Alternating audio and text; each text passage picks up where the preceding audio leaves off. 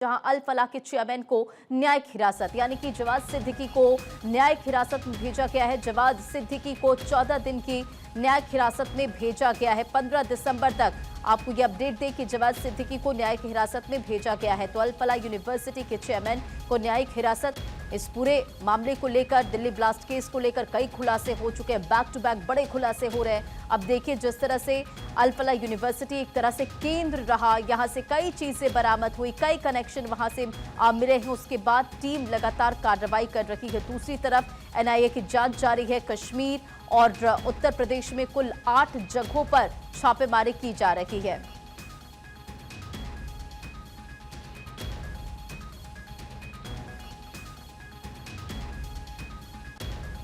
और हमारे सहयोगी दिल्ली से वरुण और लखनऊ से दाऊद हमारे साथ कनेक्ट हो गए हैं। सबसे पहले दाऊद, आपके पास आते हुए, लखनऊ एनआईए की टीम पहुंची और इसी के साथ साथ कश्मीर और उत्तर प्रदेश के 8 जगहों पर एनआईए की टीम इस वक्त छापेमारी कर रही है। क्या अपडेट है, क्या इनपुट मिला और किस तरह से ये पूरी कार्रवाई जारी है?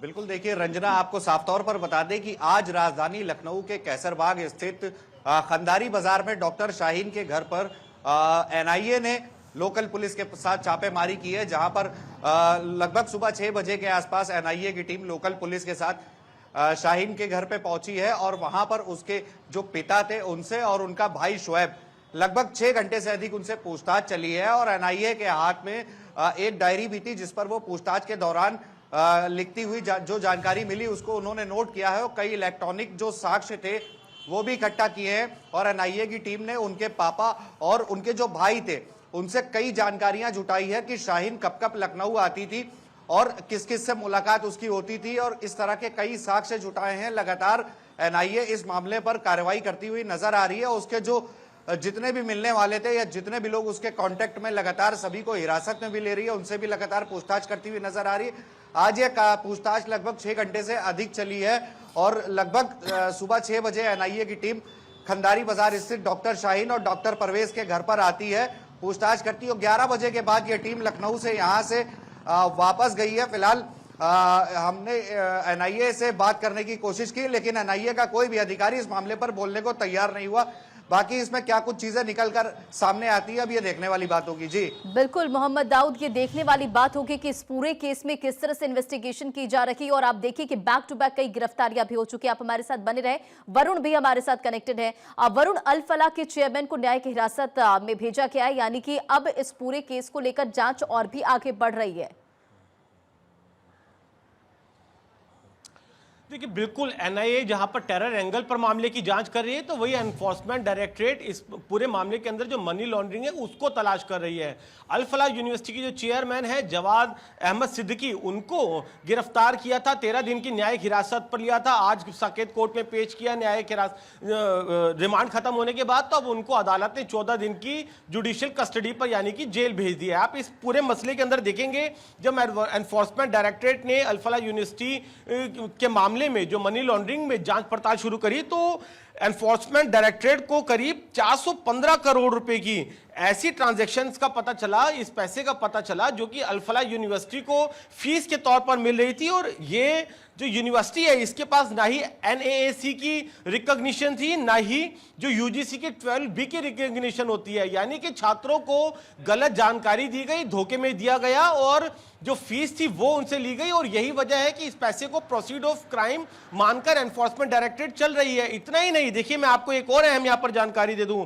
जांच के दौरान पता चला 2014-15 और 2015-16 ये 2 फाइनेंशियल ईयर हैं जिसमें करीब 60 करोड़ रुपए वॉलेंटरी कंट्रीब्यूशन यानी कि दान के पैसे दिखाए गए। ये 60 करोड़ रुपए अल फलाह को किसने दान दिए, किस सोर्स से ये पैसा आया था, किन अकाउंट्स के जरिए आया और इस पैसे का इस्तेमाल कहां पर किया गया? क्योंकि जब जांच आगे बढ़ी है ईडी की, तब पता चला है कि जो चेयरमैन और उनसे जुड़े जो लोग हैं उनके रिश्तेदारों के अकाउंट में भी इस यूनिवर्सिटी की जो फीस के तौर पर या फिर दान का जो पैसा था उन तक पहुंचा, जिसका उन्होंने अपने पर्सनल लाभ के लिए पैसे का इस्तेमाल किया। तो वो कौन कौन से जो अकाउंट से किस किस जरिए से इनको ये पैसा पहुंचा और साथ ही इस पैसे का किस तरीके से इस्तेमाल हुआ, हुआ? क्या कहीं ऐसा तो नहीं कि जानबूझकर जो डॉक्टर गिरफ्तार हुए हैं उनके पास जो पैसा पहुंच रहा था, इस पैसे का इस्तेमाल टेरर के लिए भी किया गया हो?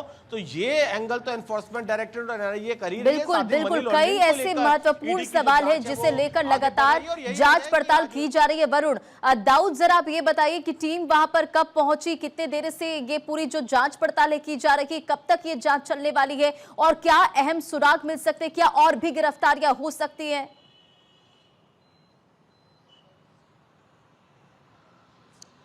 बिल्कुल, देखिए रंजना, आपको साफ तौर पर बता दें कि ये एनआईए की टीम आज राजधानी लखनऊ के कैसरबाग स्थित खंडारी बाजार, जो डॉक्टर शाहीन और डॉक्टर परवेज का पैतृक आवास है, तो वहां पर सुबह लगभग ये 6 बजे के आसपास पहुंची थी, जहां पर उसके डॉक्टर शाहीन के पिता और उसका भाई शोएब, उनसे ये पूछताछ चली है। लगभग 11 बजे के बाद एनआईए की टीम वहां से निकली है। लोकल पुलिस भी साथ में मौजूद थी और कई जानकारियां एनआईए ने आज जुटाई है, और जो कि एनआईए की टीम वहां पर मौजूद थी उनसे हमारे द्वारा बात करने की कोशिश की गई, लेकिन उन्होंने कोई भी किसी तरह का जवाब देने से इनकार कर दिया। फिलहाल एनआईए अभी इस मामले की तह तक जा रही है, पूरी पड़ताल कर रही है और इसमें जितने भी और लोग शामिल होंगे उन तक जल्दी, एनआईए का दावा है कि उन तक जल्दी पहुंचेंगे और उनके खिलाफ भी जल्द से जल्द जो सख्त कार्रवाई वो की जाएगी। जी ठीक है दाऊद, कार्रवाई लगातार की जा रही है और हमने इससे पहले भी देखा कि फरीदाबाद भी पहुंची थी टीम, वहां पर भी जांच पड़ताल की गई। वरुण,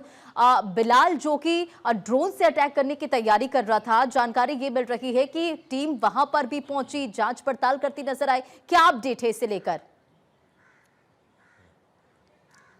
देखिए बिल्कुल, एनआईए फरीदाबाद हो, मेवात हो, दिल्ली हो, लखनऊ हो, उत्तराखंड हो, जम्मू कश्मीर हो, एक टीम एनआईए की लगातार वहां पर डिप्लॉय है।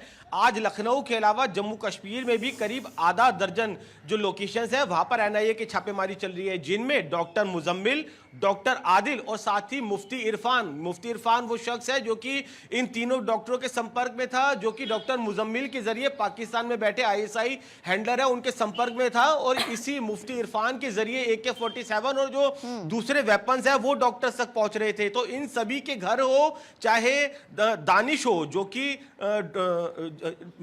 कि एक्सपर्ट था, ड्रोन बनाने में भी एक्सपर्ट था और उनके साथ पूरी कॉन्स्पिरेसी के अंदर शामिल था, इन सबके घरों पर भी छापेमारी चल रही है और इनके साथ जो इनके एसोसिएट थे जिनके लगातार संपर्क में था वहां पर भी छापेमारी चल रही है। जो सूत्र हमें जानकारी दे रहे हैं, आज की इस छापेमारी का मकसद डॉक्यूमेंट्री और डिजिटल एविडेंस को कलेक्ट करना है। इन सभी को गिरफ्तार करने के बाद एनआईए के हेडक्वार्टर में पूछताछ हुई थी, उन सभी स्पॉट्स पर भी लेकर गए थे, चाहे अल-फलाह यूनिवर्सिटी हो, चाहे मेवात के वो केमिकल की दुकानें हो जहां से प्रिक्योर किया था। तो अब इनके घरों पर छापेमारी चल रही है, जिससे इनके लैपटॉप, बिल्कुल, जहां जहां जानकारी मिली, जो भी इनपुट मिला, वरुण, लगातार टीम कार्रवाई कर रही है, जांच पड़ताल की जा रही है। आप दोनों का बहुत बहुत शुक्रिया इन तमाम जानकारियों के लिए।